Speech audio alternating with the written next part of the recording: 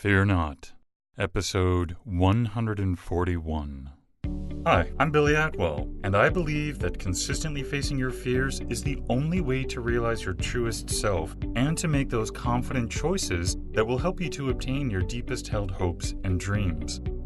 I have faith that this podcast series will show you that you are not alone, that it will strengthen you and give you courage to face your fears, and that it will help you to permanently cross over into a life of living beyond your fears. Join me on this journey as we listen and learn from others as they share their experiences in facing and overcoming their own fears.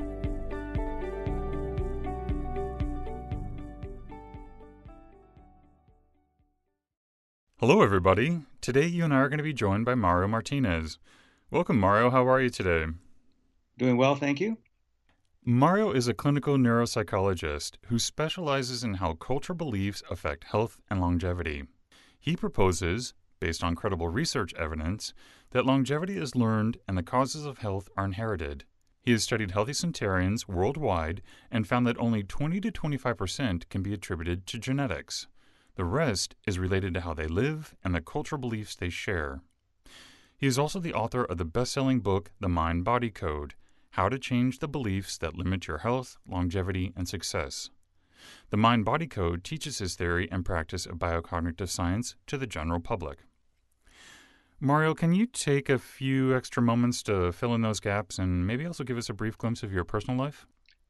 Yes, I was living in Uruguay for a few years, and I just returned to the U.S. a few months ago. I'm basically doing quite a bit of lectures and workshops on my latest book, The Mind Body Self, which came after the Mind Body Code. So that's what I'm doing right now, and working out, eating well, meditating, and enjoying wonderful things. Mario, would you also share with us today one of the biggest fears that you've had to face? Let me see. I don't spend a lot of time in fears, but let me see what it probably. When I first went to school in the University of Madrid, way back, and my parents had sent me to school, and in those days there were quite a few riots, so they closed the school. I just got there, they closed the school, and when they closed, it could be weeks. So I had a bit of a panic attack, and that was a major fear for me. You said that you don't really live in fear. Maybe you could explain what you mean by that and then maybe explain how you got to that point. Well, when you look at it in my field, biocognition is really looking at mind and body, and what's missing in mind and body science is culture. So nothing happens without a culture. A culture is really the the world. The way to look at it, the world is an infinite possibility of interpretations. And what the culture does is it weaves the fabric of that world, and our brain, which is culturally bound, will interpret or will perceive fabric. So one culture will perceive one thing, another will perceive something else, but the biology will be affected by that. And what I found is that I think that there are three developmental levels of looking at the world. The first one is really very fear-based, which is disciples of pain. Those are the children and very, very young children who, for example, they touch something that's hot and they don't touch it anymore because it's hot. So their parameters of their boundaries are based on pain and fear. So gradually we move out of that and we go into what I call the skeptics of joy, which you begin to look at the world. Oh, not all the time am I going to have a bad time, but I wonder when the other shoe's going to fall. And the third level, which is the level that I'm trying to practice, is what I call masters of abundance, which is people that find wisdom in everything that happens, good or bad. And the reason for that is that wisdom is inseparable from joy. Joy and wisdom are one. So if you find joy, you're going to find wisdom. If you find wisdom, you're going to find joy. So then what happens is fear is necessary to for the lower levels, like for disciples of pain. You have to be afraid if there's someone coming to you with a knife, but you don't take that with you and then imagine that there's going to be somebody with a knife every time you go out. So fear has a function, but a very limited function that we need to move out of that. And many people, unfortunately, live either as disciples of pain or in the skeptics of joy. And my work is to get people out of those two stages and move them into the next level. Now, it doesn't mean that you're not going to have fears, but what it means is that you're going to spend very little time in fear. So, if you wouldn't mind sharing, how do you get to that level of abundance? First, by finding out how you limit yourself. And what I found in looking at all culture, as many cultures as I could in the world, in Africa, Asia, South America, North America, all over, uh, Far East, is that the tribes, which are the within the pale tribes, they try to keep you within the pale because it's collectively beneficial. If you try to come out of the pale, if you're an outlier and you try to go on your own, then there are three ways that they can control you: relationships, family, countries, governments. They control you by either shaming you, abandoning you, or betraying you. And you learn that. You learn that intimate language. And then when good things start happening, not to everybody, but to most people, then that unworthiness comes in. This is why some people will work very hard all of their lives, and then they retire and they go to Florida to watch a sunset, and they either get sick or they die. That's because they can't handle that level of joy. They weren't preparing themselves to it. So the first thing to do is to identify what is the wound that you have. And not that we're victims, but we do have some wounds. And then each of the wounds has an antidote or a healing field that I call it. So for abandonment is commitment, and I'll explain in a second. For shame is honor, and for betrayal is loyalty. So I teach techniques on how to actually, when you identify the fear, when you identify the wound, how to go into the consciousness that actually allows you to break away from that and move forward. Yeah, could you maybe take one of those, multiple levels there, and maybe explain it just a little bit further? Yes, because biocognition, I'm glad you're asking. Biocognition is very applicable. It's not a theory that makes you feel good, but then you have no tools. Tools are very important to make changes in your life.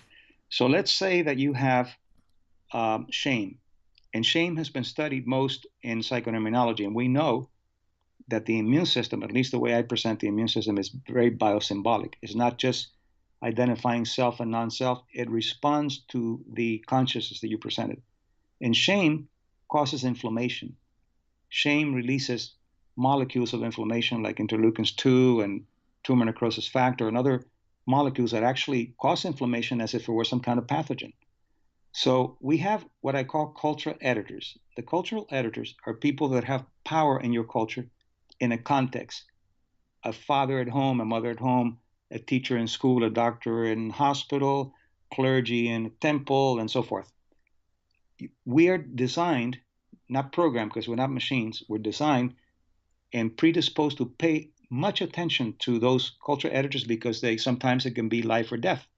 If you don't pay attention to the mother feeding you, you die. So we're designed for that. And those cultural editors can do very good things for you, but they can also do very bad things for you. In that, for example, you grow up in a house where shame is a way of controlling you, just like a disciple of pain. The control would be shame.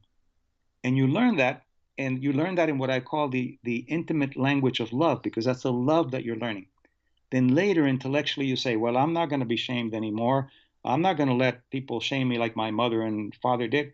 But see, it's already built into the system. And the language that you learned is a language of love with shame. So you look for shame or to be shamed, unfortunately. And this is why some people will say, I've been in a marriage for 3 marriages and all of them abandoned me. Well, it's a language that you learn, the intimate language of love that you learn. And that's exactly what you play out. So then you have to learn that when something, especially when something good happens, you're going to feel some tension in your body, and you got to pay attention to it because if you don't, most people just don't assume that it's there. And when you pay attention to it, try to bring back memories of how you were stopped from feeling worthy of the good things that are going to happen to you. And then there are techniques in the book that are a bit more complex, but that's more or less the idea of how that works. Well, thank you so much for sharing that. Are you ready for the speed run? Yes. What individual, whether they be fiction or real, has made the most impact on your life? Nelson Mandela. And if you could instantly change one thing in the world, what would you change? I would change politicians. What's your biggest weakness? My biggest weakness is, let's see, at times feeling that I'm not able to help other people. What's your biggest strength? My creativity. And if you could only have one book to read, what would that book be? What would that book be? Well, many books, but I would say reading um, Aristotle, Do you have a favorite sound? The Sound of the Wind. And Mario, if someone would like to connect with you or even learn a little bit more about what we've been talking about here, how would they best connect with you to do that? I think the website biocognitive.com or at Facebook, Dr. Mario Martinez. And there's quite a bit of information there and videos and so forth that can take you to many places to really explore beyond the books, explore many of the things that I do at no cost with articles and videos and so forth. And Mario, what parting advice would you like to leave with us today? Well, to be aware that if we don't pay attention, we're in a fishbowl, and the fishbowl is the containment of the culture. And if we think within the fishbowl, then you're going to buy that you're going to die of family illnesses, that growing older causes deterioration, and those kind of things that are really myths that don't happen unless you buy into it, unless you buy the model and begin to attribute things to the model. So, for example, if you're 75 and you forget something, immediately you're going to start attributing it to a possibility of dementia. If you're 25, you're going to start attributing it to, oh, I just forgot, and so what? So the attribution is really important. And unfortunately, our cultures put us into those portals, and then you begin to look the age, dress the age, and get sick of the age, or sick within the parameters of the age. And the medical profession and social systems support that. Not all, because there's some good medicine, there's functional medicine and other kinds of medicine. But in general, they'll tell you things like, if you have diabetes in the family, that's how it is. That's what's going to happen to you. And it's not like that at all. It's a propensity, not a sentencing. Sounds fascinating. Thank you so much for that. And Mario, I want to thank you so much for coming on the show today, not only being generous with your time, but kind of giving us a new, fresh perspective on how to view things. So thank you. Oh, my pleasure for being here. Thank you. Thank you for joining me today. And remember, you cannot achieve everything, but you do have the God-given ability to achieve anything. So stay focused, out of fear, and keep on keeping on. Until next time, be well and peaceful. For more information on today's episode and guest, or for resources that will assist you in overcoming your fears, visit livingbeyondyourfears.com. And don't forget to subscribe to this podcast, where 3 times a week we move to a life beyond our fears.